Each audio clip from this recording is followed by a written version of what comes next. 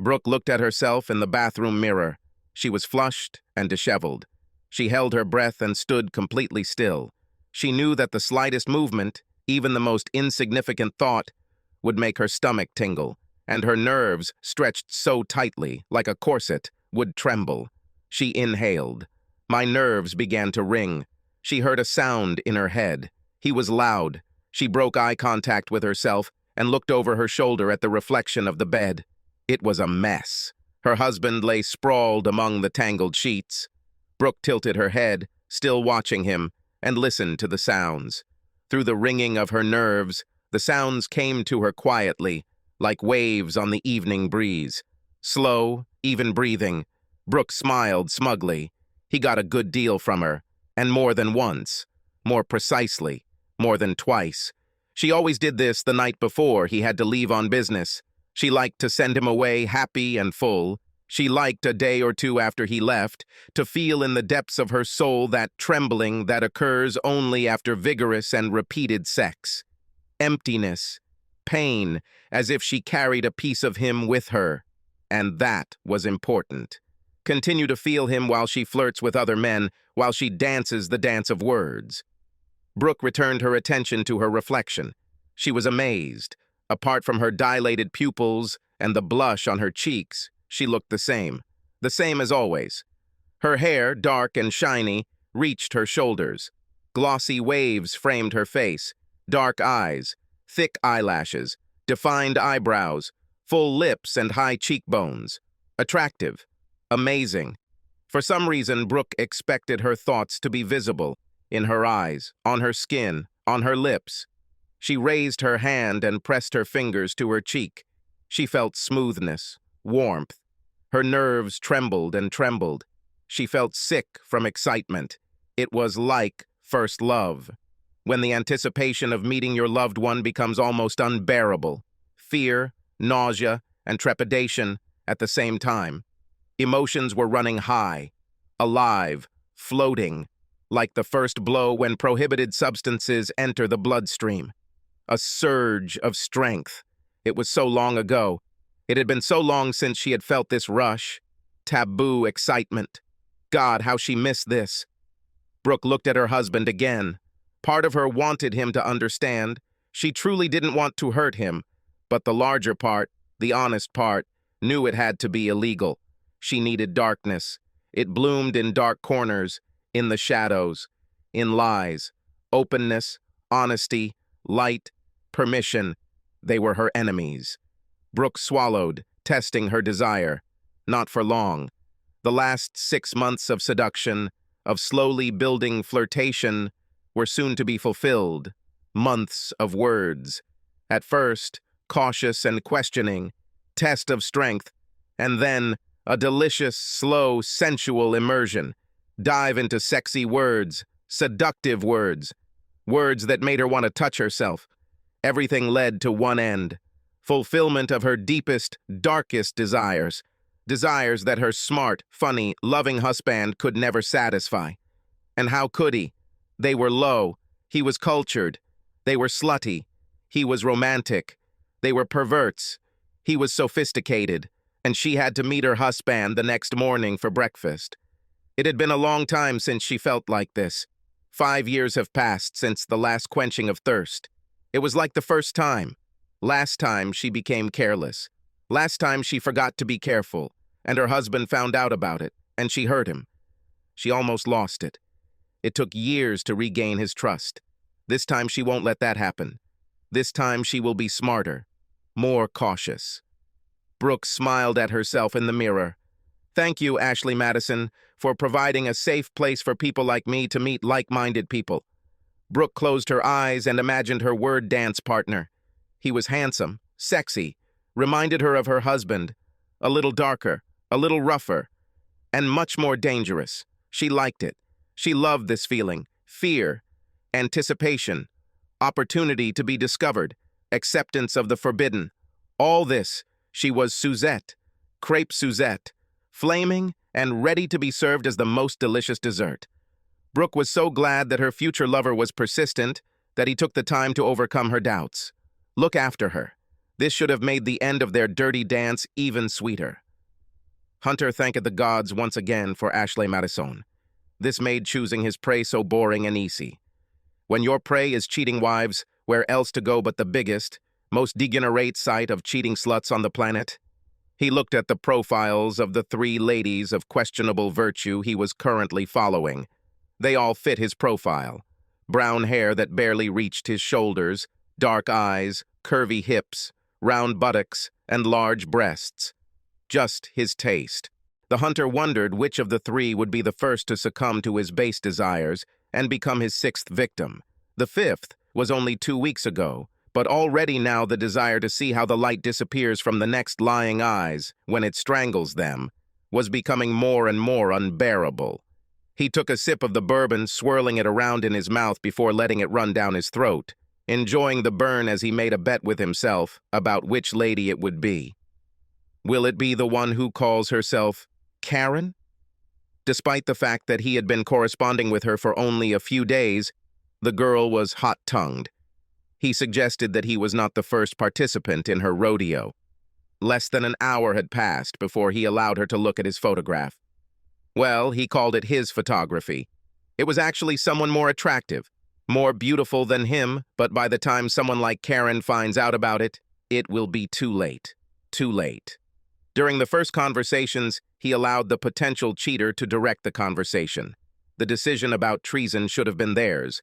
Once the decision was made, he tried to lead them to the desired end goal. A date at their home. Of course, while my husband is not at home. What he liked best was the irony of this scenario.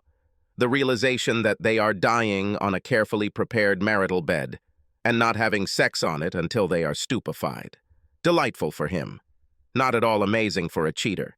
Unfortunately, he succeeded only once, with his second dance partner. What was her name? Susan? Sarah? Who cares? She was so stupid that she didn't even realize that he wasn't the guy in the photos.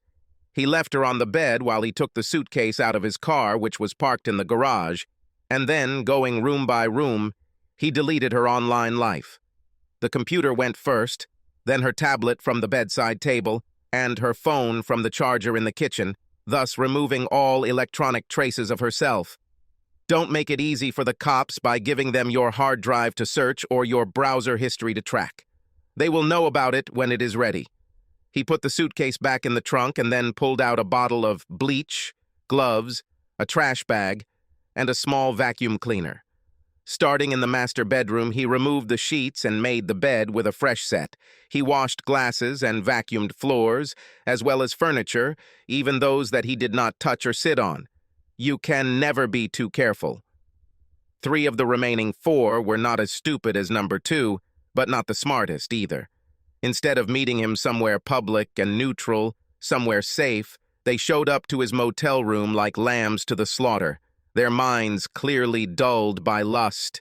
They went crazy with the anticipation of being treated ruthlessly. Yes, exactly. His hit rate for Ashley Madison scammers was higher than most because he knew the secret. There were thousands of wives, good girls, who were ladies to their husbands, but they couldn't wait to unleash their inner slut. By hooking up with a stranger who only wanted them for casual sex, they could justify their lecherous behavior by saying they had no choice, and they didn't have to meet this guy for breakfast the next morning. 2 of the 3 walked easily into his dimly lit motel room, but one fussed at the door and had to be subdued when she saw that he was different from the photographs he had sent her. He used a false name and paid cash for the rooms. For each dance partner, a different room, a different motel. He even disguised himself with a blonde wig and stuffed some padding under his shirt to give himself a beer belly. Thoroughness was his middle name, and, as always, after the dance, he removed all traces of himself. Each of his dance partners gave a false name, of course, but they all took their purses with them, effectively giving him their real names and addresses. And the keys to the house. A quick trip to make sure the husbands were out, and those clues gave him incriminating phones, tablets, and computers. He enjoyed his souvenirs so much. In a way, it depressed him how stupid those 5 were, and how predictable the behavior of the 3 he was pursuing was. The next one to fall will most likely be Karen, his last dance partner. But it could also be Monica. He had been dancing with her for months now. She wanted to be looked after, seduced. Pretend that it's not her fault, that she just wants a little forbidden. There was too much hope that the one who calls herself Crepe Suzette would be the next to fall. The persecution lasted the longest. Several months, actually. She was a skilled coquette. She lured her victim and then pushed her away.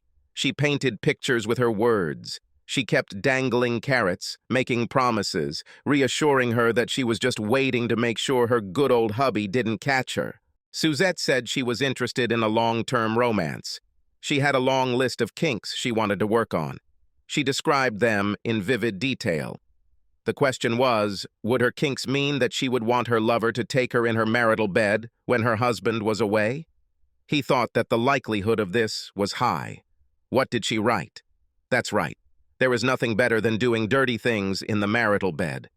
The hunter foresaw that the day would come when her lust would overcome caution. The kaleidoscope of memories stirred his need for the present to such an extent that it tempted him not to observe carefully calculated precautions. The hunter closed his eyes and groaned. The thought of ridding the world of yet another traitor was like first a sip of beer for a hangover. Brooke looked in the mirror, not at all surprised that her cheeks were flushed and her pupils dilated. She was excited. Brooke looked at her reflection, admiring the way the black lace and satin of her new open-top bra highlighted the creamy smoothness of her skin. She ran her hands down her torso, brushing the lace of the garters that matched her bra. It looked good, sexually. Slowly, carefully, she pulled the thin stockings up her legs, fastening the lace top to the garters. She slipped her feet into black shoes. They were incredibly high and terribly uncomfortable, but her legs looked amazing in them. Brooke stood up, reached down to where she had just been sitting, and picked up a black cloak. She slipped her arms into the sleeves and fastened her belt. The cloak reached mid-calf, perfect for what she needed. It covered her surprise for her lover, but at the same time revealed her slender ankles in stockings. Taking one last look in the mirror and making sure she looked amazing, stylish but sexy, Brooke grabbed her bag and headed to the garage. As she walked down the stairs, she glanced at her watch. Fine. She will come on time. This was the date she didn't want to be late for. The universe had blessed her date, Brooke decided. The traffic was light, rush hour had already passed, and the traffic lights were green all along the road. She thanked the gods for her GPS, since she didn't know this part of the city. Brooke smiled as she pulled into the driveway. Her lover left the garage door open for her. How thoughtful. She stopped next to his car, something gray and smooth, dark and dangerous, just like him. She liked it. The garage door slid down and she checked her makeup one last time. Perfect. She looked perfect. She got out of the car with a smile on her face.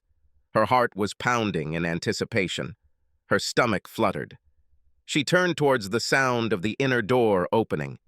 Chief Inspector Burns parked his vehicle behind the police patrol car and switched off the ignition.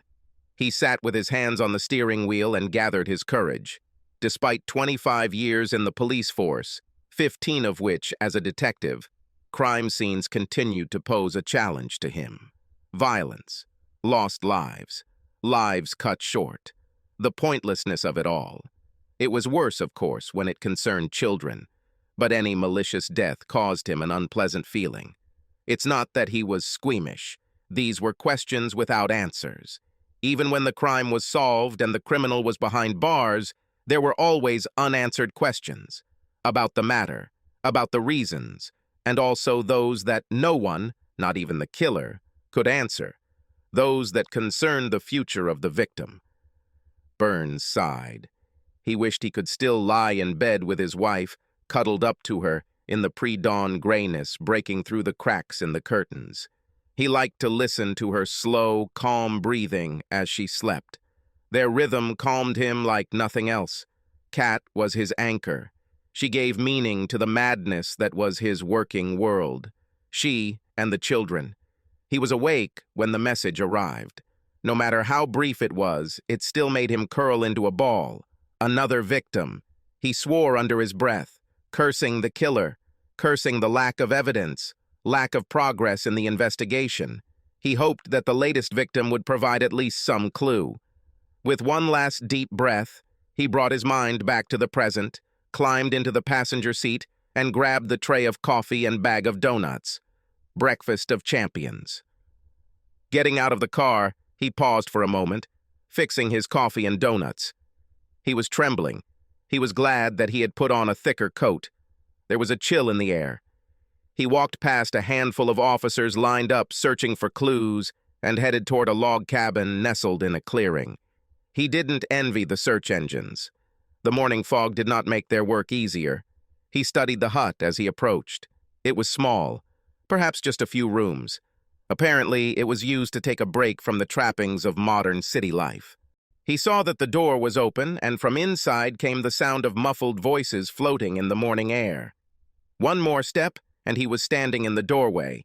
He examined the interior with an experienced eye. As he had expected, there were only 3 rooms: a combined kitchen-living room, a bedroom, and a bathroom. The officers methodically searched each of them. Everyone was so immersed in work that they did not pay attention to his approach. In the living room, on a large faded carpet, he saw the victim's feet. Her legs were bare. One of the 2 old but comfortable chairs blocked the view. Reg McDonald, a medical examiner, took photographs. Burns hated what happened at the murder scene. The victim was poked, photographed, weighed, measured, and dissected.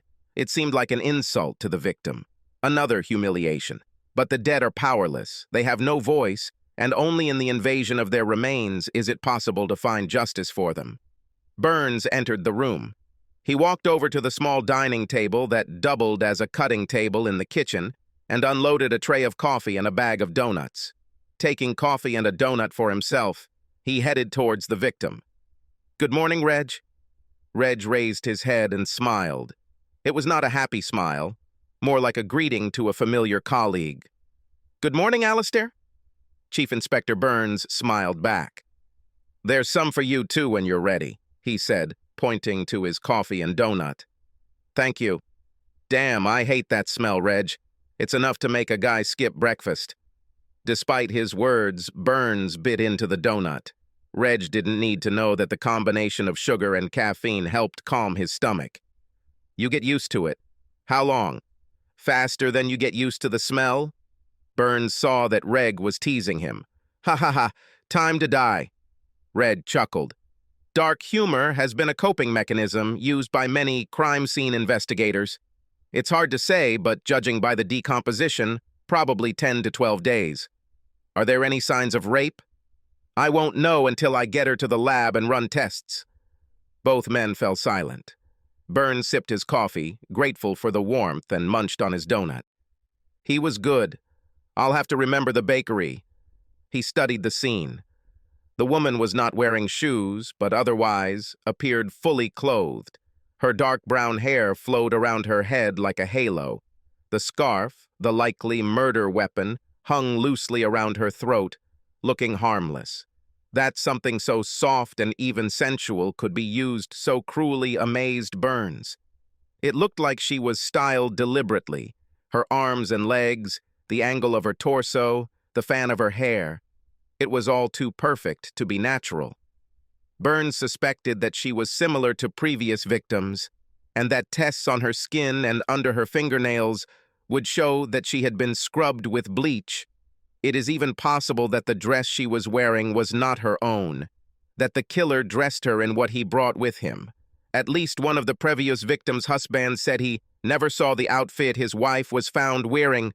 Of course, it is possible that the victim herself bought it without telling her husband. Questions. So many unanswered questions. A young, rosy-cheeked, uniformed constable hurried towards Chief Inspector Burns, interrupting his thoughts. In his hands, he held a wet suitcase. "Sir, we found it between the shed and the house." Out of habit, Chief Inspector Burns glanced at the constable's hands. "Okay, you're wearing gloves. Look inside carefully, son. There's probably still a wallet in there, right? Don't pull it out or even touch it." "But, sir, if we look in the wallet, There may be some documents there. Wouldn't that help us identify the victim? Yes, it will help, but I want you to stop and think a little. Burns looked the constable in the eyes. He enjoyed mentoring young officers, just as he himself had been mentored in his early days on the force. If we're lucky, the killer looked inside too. We don't want to risk smearing possible fingerprints or tearing out a hair by losing it in a gust of wind. I see, sir. Keys or phone? I don't see anything like it, sir. Chief Inspector Burns sighed. Bag it up and take it to forensics. The young constable nodded. He was in awe of Chief Inspector Burns, who had a reputation as a bloodhound. He wanted to learn everything he could from him. What are you thinking about, sir? Even without seeing what's in her purse, I think this lady is Monica Smith. It's her car, and it fits the description. Her husband reported her missing on the 10th. He returned from the weekend on golf and discovered that his wife and family computer were missing. Then why did it take 12 days to find her? This house belongs to her cousin. The husband did not think about it, since in the last 5 years, they visited it only twice. According to the husband, the wife did not really like hiking in harsh conditions, and the house, as you can see, is isolated and pretty simple. We only found out about this place at dawn this morning, when a neighbor who arrived late that evening got up early to go fishing and noticed that the car parked there had been there since last weekend. He knew the car wasn't, apparently. Owners usually tell him if they rent out a cabin to relatives or friends, so thinking it might be someone who didn't have permission, he moved forward and found the door open. The strangler again, sir? Asked the constable. Chief Inspector Burns nodded sadly. It definitely looks like it. No matter how many times he attended crime scenes, the sight of a life violently taken still touched him deeply. It was his sense of justice that brought him to the police in the first place. Doesn't he usually throw out bodies somewhere in the bushes? It's just an assumption that the killer is a man, a constable. Constable blushed, and Chief Inspector Burns took pity on him. This was likely the young man's first murder scene, and certainly his first serial murder case. But it's a pretty safe bet, son. To answer your question, we know of 6 victims. 5 of them within a 150-kilometer radius of here and another from Melbourne. Only one was found in the bush. It was the last one, so they probably thought it was his modus operandi. But our guy is versatile, adapts to his surroundings. 3 were found in cheap motels, and 1 in her house. He raised his head and once again looked around the interior of the small village cottage. He noted that forensic scientists were still looking for fingerprints and cleaning up dust. And now this one is at her cousin's dacha. The one in Melbourne? Are you sure this is the same criminal? Oh, yeah. You see, our smart friend, after killing the victim, takes her phone and house keys, goes into the house, probably after making sure no one is home, and takes all the computer equipment. What the hell? Isn't this a risk? Someone might see him. Yes, it's a risk, but he's gotten away with it so far. No one still remembers seeing anything or anyone unusual. We think he's taking all their computer equipment because he's getting acquainted with his victims online. In fact, I personally believe he met them on Ashley Madison. Why? Why are you sure of this? Chief Inspector Burns was pleased with the constable's questions and curiosity. It reminded him of himself when he had just graduated from the academy. He mentally wrote down the constable's name. He'll look after him. So far, we have not been able to establish any obvious connections between the victims. They did not go to school together, did not work together, did not belong to the same clubs or gyms, and did not even work at the same businesses. Connects, except in appearance.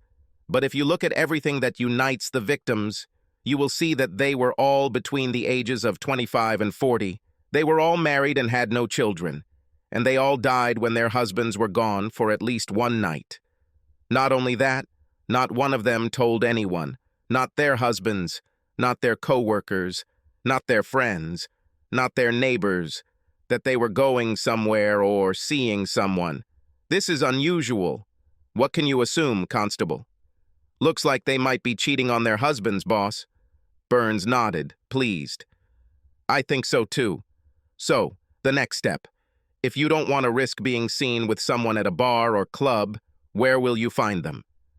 On the internet, sir. Maybe Ashley Madison or Tinder. Chief Inspector Burns nodded. I'm betting on Ashley Madison. This is the biggest site for cheating wives, and our criminal has a better chance of identifying his victims. So our killer meets cheating wives online, possibly on Ashley Madison, then, after killing them, goes to their house, which is their key, and hacks into their computers. Chief Inspector Burns concluded the constable's summary. This way, any electronic trace that might lead us to his identity is erased. Hell, he might even send them photos of himself. Otherwise, they would never trust him enough to meet him.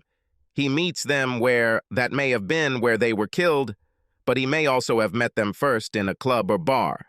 We don't know at this point. But if you think he's meeting them through Ashley Madison, why doesn't he have sex with them? And why not just ask to see their tapas? Until we catch him, we can only speculate about his motives. And, Constable, do you think we haven't thought about contacting Ashley Madison? The constable blushed, embarrassed that he seemed to be questioning his superior's methods. Burns continued, First of all, we have no evidence that this is how he finds his victims. It's just an educated guess. None of the victims advertised the fact that they were members of the club. Secondly, this is an American site, so getting a court order to force collection against them is a more complicated procedure. And last but not least, when we asked them to be nice, they told us to fuck off and not invade their client's privacy. What a creature! Exclaimed the constable, a deep blush spreading across his neck. Sorry, sir. It's okay, son. Sick, degenerate creatures. That's just what we are doing. It's sad to think that they couldn't exist as a business, let alone thrive, without consumer demand. So you're saying all we can do is wait for him to make a mistake, sir? Either he dies, or the thing that makes him do what he does disappears. I wouldn't hold my breath on the last two options. According to our data, the criminal is between 25 and 50, so he still has many years in his life. Stock unless an accident occurs. At that moment, Chief Inspector Burns's phone rang, and he went outside, heading towards the surrounding bush to answer the call. From a distance, the constable could see that the conversation was agitating his employee. Chief Inspector Burns put the phone in his pocket and jogged towards the constable, shouting, "Constable, take care of this. The station just got a call. Last night, a guy came home early from a business trip and found his wife missing. This morning, she didn't return, so he called the station. The wife fits the description of our victims. 36 years old, no children, shoulder-length brown hair. If we're lucky, our killer hasn't yet visited their home and taken the computer." The trip seemed endless. It seemed like every idiot who got a driver's license as a bonus to a bag of cornflakes drove onto the road and decided to slow him down. It took all his self-control not to press the horn all the way. Part of him hoped that when he got to the indicated address, it would turn out that it was a false alarm and that the man had found his wife. Another part hoped that her disappearance was connected with the strangler. He was ashamed of this hope.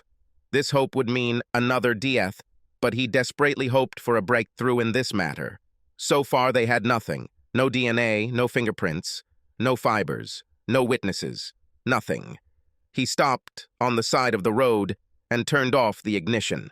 The house was a large, tastefully restored old building, the bricks painted white. Black and white striped awnings covered the windows and the front door. The finish was black. In general, everything is stylish and Parisian. Burns walked down a paved path lined with shiny black ceramic pots, filled with lush green foliage and a mixture of pink and white flowers. Under other circumstances, he would have photographed the house and the driveway to show Kat. She loved these things. Chief Inspector Burns paused at the front door, silently reminding himself to be patient and compassionate. He had seen this too often in his career. Police officers who saw too much violence, too much bad behavior from their comrades became callous, immune. This made them insensitive and impatient. Burns didn't want this to happen to him, so he always reminded himself that he was dealing with a person who was probably scared, angry, confused, and worried. It was another matter when he interrogated someone whom he considered his criminal. He was hard then. Burns stretched his neck to relieve the tension before raising his hand and knocking on the front door. It opened almost immediately. It was as if the man was waiting for him to come from the other side. The man looked worried, dark circles on his face hinting at a sleepless night.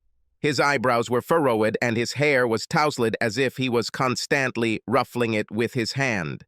Burns extended his hand and introduced himself. "Did you find her? Did you find Broke?" "Not yet, sir." As much as Burns wanted to get straight to the point and ask about computer equipment, he forced himself to follow procedure. "Can I come in?" "Oh, yes." "Sorry," the man muttered, running his hand through his hair, causing it to stand on end even more. "Sir, I'm sorry to ask you to tell me everything that happened, but I need to hear it from you." The man led Burns into the kitchen and offered him a drink. Burns accepted the glass of water, noticing how the man's hands shook as he poured and passed the glass. "Well, I went away for work and was supposed to be out for a couple of nights, but I finished work early and came back last night. Brooke wasn't home. Her car wasn't there. I wasn't too worried at first, but when midnight came, she still wasn't there. Was at home. I talked to the neighbors who were still awake. Then I started calling our relatives and friends. No one had seen her or heard anything about her. Then I became worried. I called all the hospitals. No one matching her description had arrived." Chief Inspector Burns heard the tension in the man's voice. Poor thing, he thought. He knew how furious he would be if Kat disappeared. "So none of the neighbors noticed what time Brooke left?" Sorry, I forgot." "Yes, Mrs. Jackson from number 35 said that she thought she saw Brooke's car leaving around 7 o'clock in the evening. But she is not 100% sure about this time and says that she didn't pay much attention, so she doesn't know if Brooke was alone or if there was someone in the car with her." "And you tried to call Brooke, I assume?" "Yes, several times, but it always went to voicemail. I left her many messages so that she would call me." "Has Brooke ever done anything like this before?" "No, never." "Sorry for asking this, but how were things between you and Brooke? Did you fight before you left? Any marital problems?" "No. No arguments, no problems. Everything was fine.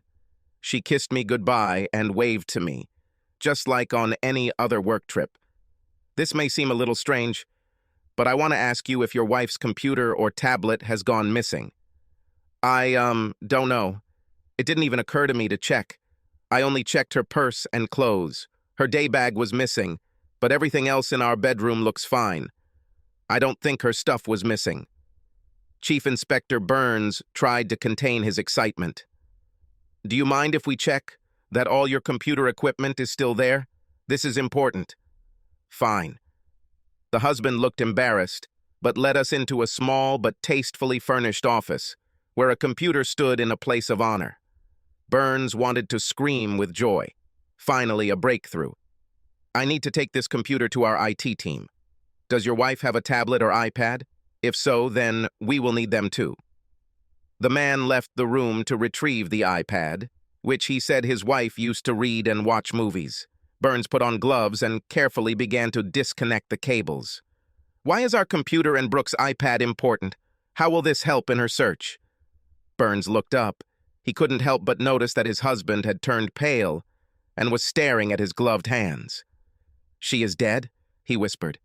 "Do you think someone kidnapped Brooke? Killed her?" "We don't know, sir.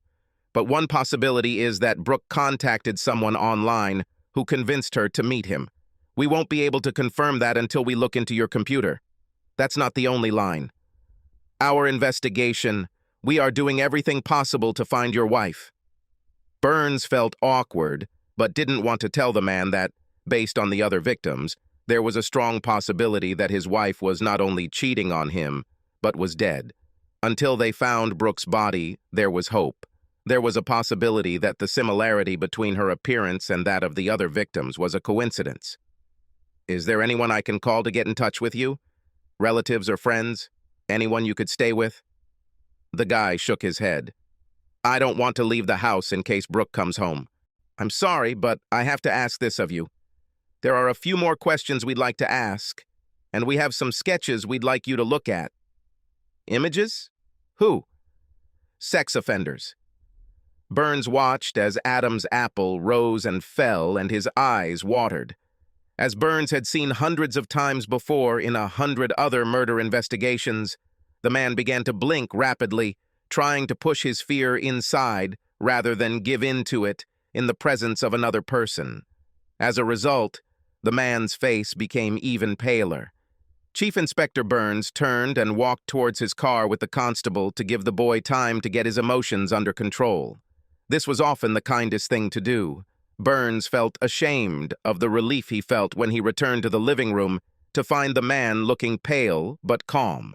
He once again went to the car with cables, a mouse, a keyboard, and an iPad. Before returning to the house, he called the station and ordered all available officers out of uniform to quietly check to see if anyone was watching the house, and if they weren't busy, then keep an eye on the house. After making the call, he returned to the house and asked his husband to follow him to the station, hoping that the killer would return in the evening, see the house dark, and try to enter the territory. At that moment, the 4 burly policemen he knew were assigned to watch this place would pounce on him, using lethal weapons if necessary. Chief Inspector Burns handed over the computer equipment to specialists after receiving several suggestions from the husband about his wife's passwords. Obviously, the computer belonged to her. Hubby was using a laptop that was kept in his office. This news gave Chief Inspector Burns even more hope that they had finally caught their luck in this case. He thought about confiscating his husband's laptop, but experience had taught him not to jump to conclusions. After all, the biggest killer of women was not a disease, but someone they knew, so the husband couldn't be ruled out as a suspect too quickly. However, his gut told him that Brooke was the strangler's latest victim, so he decided that he would check the guy's laptop after the technicians dealt with his wife's computer. Burns made the guy some coffee and asked him a few more questions about Brooke and the state of their marriage. With each question, Burns tried to focus on the man's answers. He kept glancing at his phone, hoping to see a message from the technicians. Although Burns thought it unlikely that the villain was on their sex offender database, he had his husband look through the database. It was also a convenient way to keep the guy away from his home without causing unnecessary alarm. As expected, no one was identified. Hoping that his time at the station had calmed the man, Burns explained that he was free to go but asked him to stay away from the house until further notice. The husband decided to stay at the station for now, saying that he did not want to deal with questions from relatives and friends. Chief Inspector Burns could understand this. So often a person managed to keep himself together until someone asked him if he was okay. For some reason, this phrase and others like it opened the floodgates for many. The husband had just settled into the interrogation room with a fresh cup of coffee when Burns received a message that they had hacked the computer and the woman's Ashley Madison profile was an open book. Within another 10 minutes, they had an address where the naive wife agreed to meet the man who had been courting her for 6 months. After that, everything went very quickly. Search warrants were obtained. The teams gathered in readiness, and then came the waiting. Every minute seemed like an hour. There was a slight chance that Brooke was still alive, but that chance was diminishing by the minute. 25 minutes later, Chief Inspector Burns decided that they could no longer wait for the judge's order. He authorized the team to break down the door under imminent danger principles. They found a treasure trove of evidence and a very dead wife. There was no doubt that it was Brooke. They had already found her bag, standing on the table in the hallway. She was alone in the house, lying on the bed in the master bedroom, stretched out, her wrists and ankles tied with scarves to the bedposts. Burns thought he would never again be able to look at a lacy black bra or garter belt and find it sexy.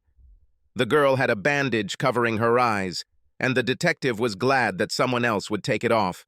Burns didn't want to see her open, staring eyes. Dead eyes. He already had enough previous victims haunting him. Burns couldn't help but feel sad. He wondered if she had any warning, any idea that her illicit encounter would end in death. She was strangled. It was obvious. As with previous victims, the killer used a scarf. This scarf was similar to the ones that secured her wrists and ankles to the bedposts. There were no obvious signs of bruising on her arms, legs, or torso, and she was still wearing her underwear. Burns hoped this meant that the strangler had stuck to his modus operandi and that she had not been raped or tortured. The owner of the house, one Nigel Lawson, was nowhere to be found, despite his car being found in the garage along with Brooks' car. Chief Inspector Burns was amazed at how presumptuously this man had left the victim in his home, in his bed. He clearly thought he had all the time in the world to get rid of the body. Perhaps he considered himself smarter than the forces that were trying to catch him, suspecting that Lawson had access to a second vehicle and that later that day or evening, he would attempt to break into the woman's home to take over her computer.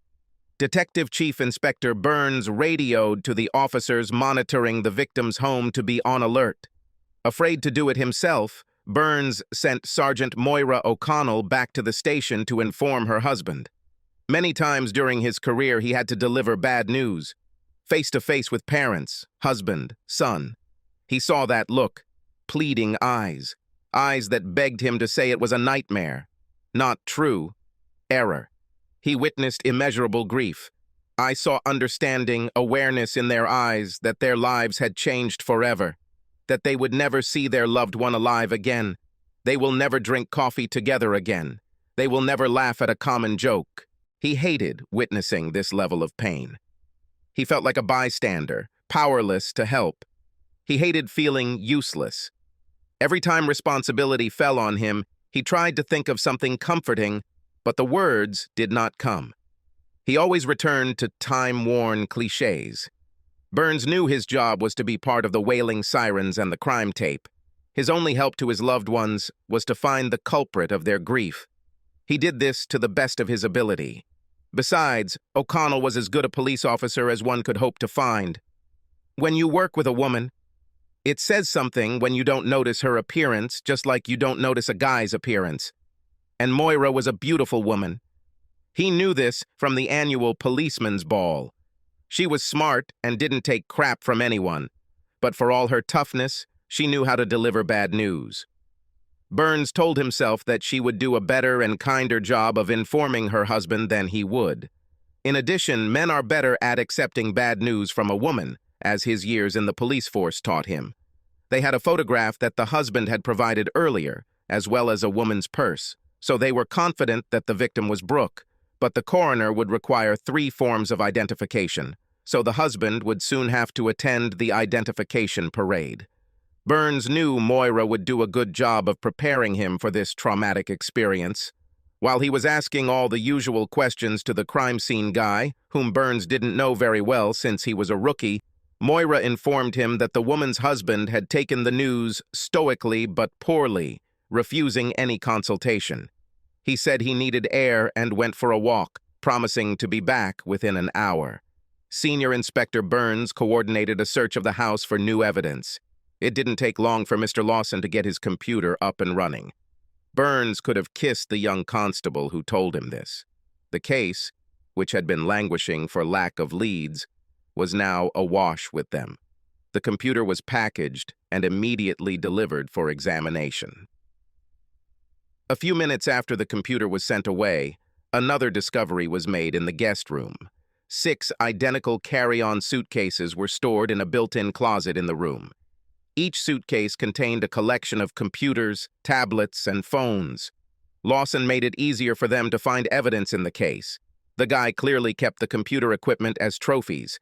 Even better, each suitcase came with a pair of panties, sealed in a Ziploc bag.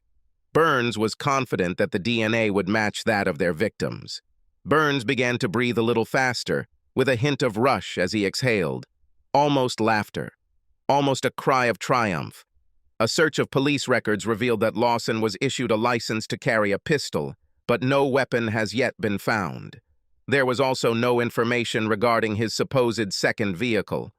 The car rental agencies haven't found anything yet either. A warning was issued that Lawson may be armed and should be considered dangerous. After all, any cornered animal is dangerous. The instinct is always aimed at survival. Chief Inspector Burns assigned additional officers to scour the area around victim number 7's home, since any reason to act covertly had now disappeared. Disappointingly, a second search of Lawson's home yielded no clues as to where the perpetrator worked.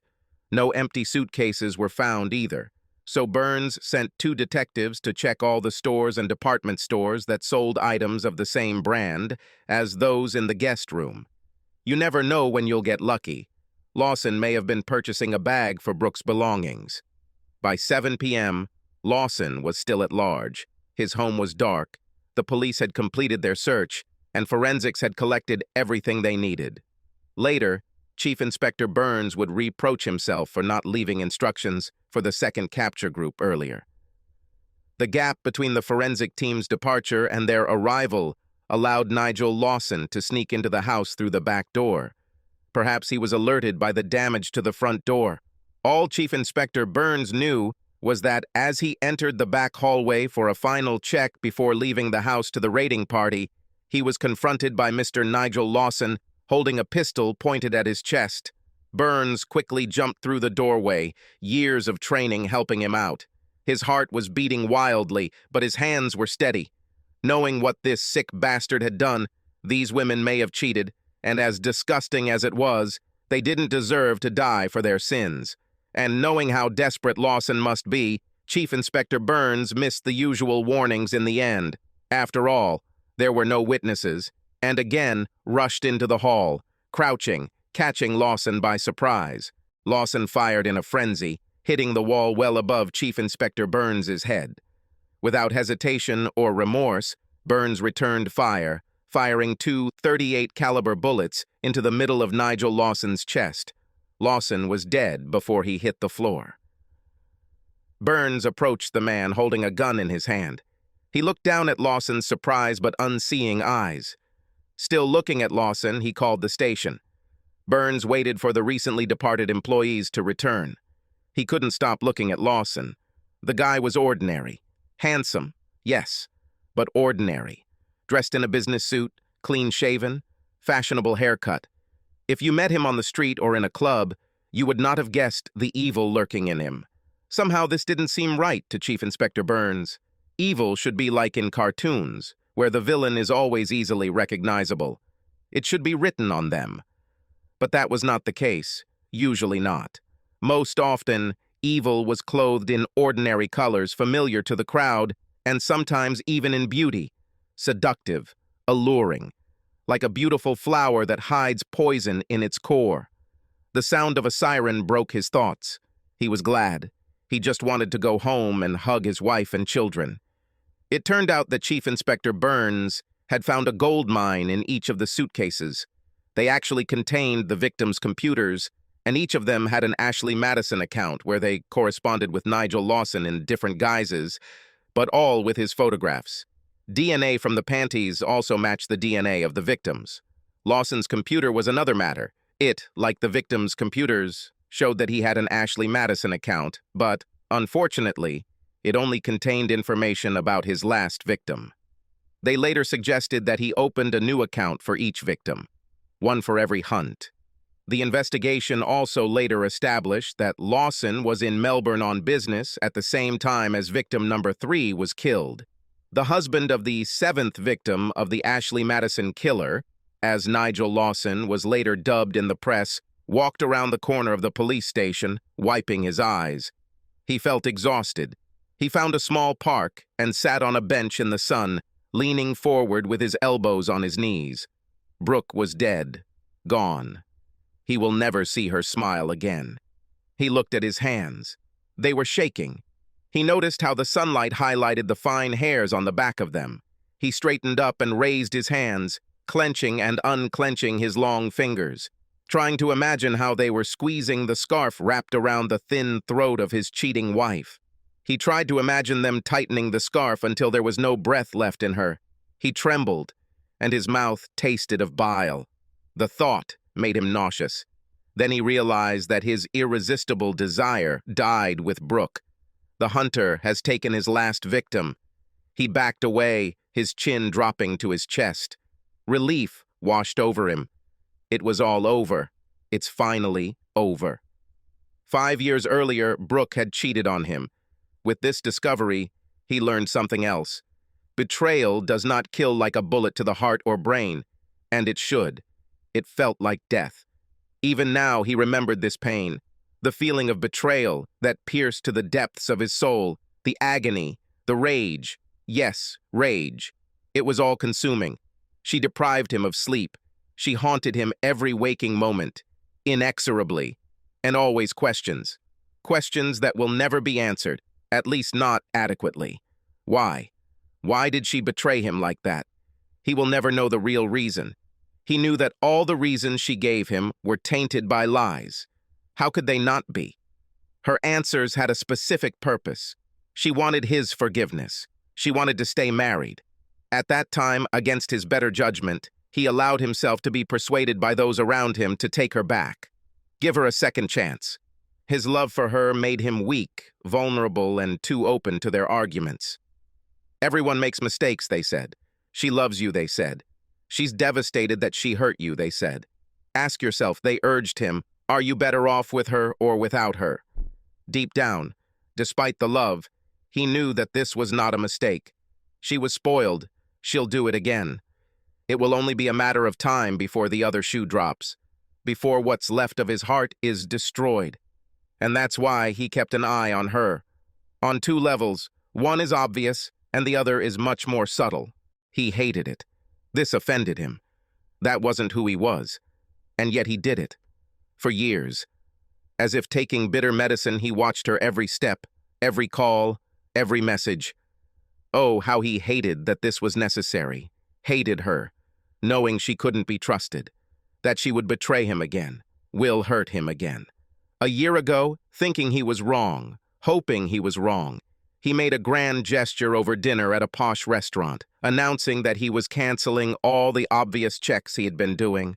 She was so happy and showed it to him later in their bedroom, but even then he wondered if she was thinking about him or if she was reliving one of her past illicit attempts. It was just another unanswered question among many years of unanswered questions. However, knowing her and doubting her, he continued a deeper, more covert observation. Unfortunately, his suspicions, doubts, and fears came true, and he learned that old wounds had not healed. And although his mind, trying to maintain sanity, covered them with scar tissue, the wounds themselves remained. Signs that Brooke was considering a new lover became apparent to him too soon after she thought she was safe. Oh, how it hurt. Old wounds became new again. The other shoe dropped. Déjà vu at its worst. Something inside him broke, died, and someone was born, something ugly, evil spirits, someone dark, evil, Hunter. After that, all he could do was monitor the Ashley Madison account she had created and watch the lengthy seduction of his willing and constantly flirting wife by an experienced and patient predator. A rudimentary facial recognition program quickly gave him the name of the predator, a certain Nigel Lawson, and the address, after which the real setup began. Finding out where a guy drinks and then befriending him to learn about his business trips and other movements was so easy as to be a no-brainer. Nigel, or the Predator, as he preferred to be called, during one conversation provided him with the defining moment in his setup, a business trip to Melbourne. It's too easy to arrange a trip to coincide with the timing. For a man who was completely untrustworthy, he himself was gullible, or simply stupid, leaving his keys and wallet on the bar while he made his way across the room to chat with another woman. He had plenty of time to take both to the men's room, take an impression of the house keys, and check the address. When the slug started bragging to his new drinking buddy about all the wives he'd seduced and slept with, it took all of his iron self-control not to wait at the bar and strangle the scumbag then and there. But, deprived of love, all he has left is self-control. Much of the joy left his life the first time his wife stuck a knife in his back. Before this betrayal, he was a gentle person, soft-spoken. He loved the theater, art, a good book, and other more cultural things in life. Now this joy, this gentleness, has disappeared. The hunter was surprised that his wife did not notice the change in him. After she got caught the first time, she became defensive, and it was only a matter of time before she tried to regain her primacy by cheating again. As boring as it was, he was right. It was as easy as pie. Copy the predator's profile photo and create your own account on Ashley Madison. He used proxies and the like to cover his tracks, making it appear that he was the predator. It's easy if you know how. He, under the guise of Nigel, administered justice for the sake of other devoted husbands. Will they thank him? Most likely not. His justice was a double-edged sword, because it meant they would learn of his wife's treachery. But this was not enough. Nigel Lawson had to pay for his crimes, for his cavalier disregard for the marriage vows of his conquests. The task of luring Lawson out of his own home so that the hunter could kill his own wife was, in the end, simple. Nigel turned out to be as predictable as his victims.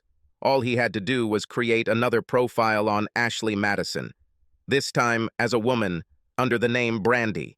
20-something, mixed-race, bored wife looking for a little excitement. Of course, it's completely fictional. A visit to various stock image sites provided plenty of bikini-clad, cafe latte-skinned girls with languid, sultry looks to choose from to pique Nigel's interest. Upon closer examination, it would be possible to discover that they were not all the same person. But the hunter knew from his own experience that people were very good at deceiving themselves when they wanted to. They saw what they wanted to see. They say that love is blind, but he discovered that lust is responsible for the same disease. Having prepared a trap, he simply agreed with Nigel to meet Brandy at a motel an hour away, on the other side of town. The first meeting was supposed to take place at 8 p.m., but a message sent through Ashley Madison around that time and every hour thereafter, sent via the email snooze feature, kept the frustrated ladies' man at the motel until the morning. Hunter watched as he drove from the motel to work. He didn't look happy. The hunter was proud of his tracking abilities, but the person hiding behind the mask is not very good. He knew his wife would eventually succumb to the temptation of Nigel fucking Lawson. This was evident in her words and messages. Her lust in black and white on the screen. She wrote to Lawson things that she had never even hinted at to him, her husband. She never gave him a chance to become what she needed. Each sordid revelation was yet another poisoned dagger in his already broken and rotting heart.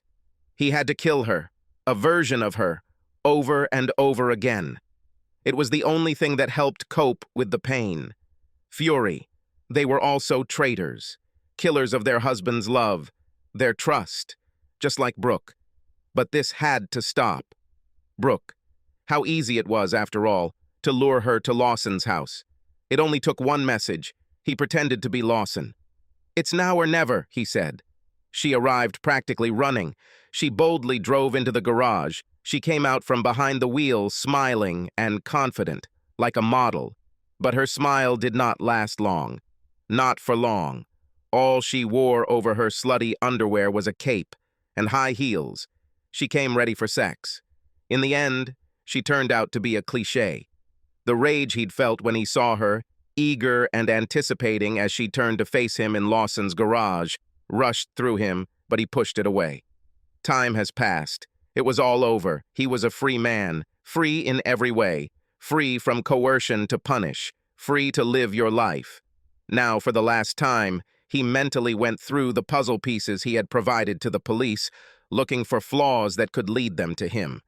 This activity reminded him of the work of an editor, checking and double-checking storylines, chronology, the smallest details. The hunter was good at his job. Helpful.